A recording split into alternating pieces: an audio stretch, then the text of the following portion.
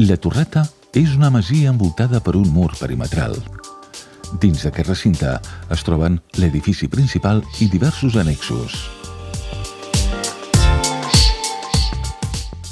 L'estructura principal presenta una planta basilical, amb planta baixa, primer pis i golfes.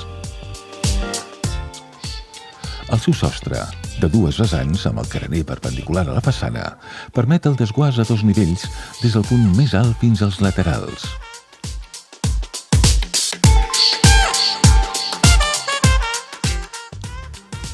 Els registres històrics revelen un canvi de propietat al 1696, quan Jaume Riera transmet la possessió a Josep Pasqual Soteres. En aquell temps, la masia era coneguda com a Mas de Puigcornell.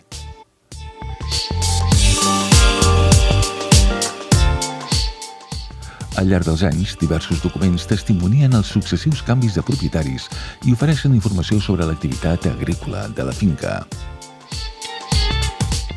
A la dècada de 1960 va caure en desús acollint només el ramat d'un dels darrers pastors de Mediona, Francesc Soler. No obstant això, l'any 2017 va ser meticulosament restaurada per convertir-se en un allotjament rural destinat al turisme, oferint als visitants la possibilitat de gaudir d'una experiència autèntica enmig de la natura.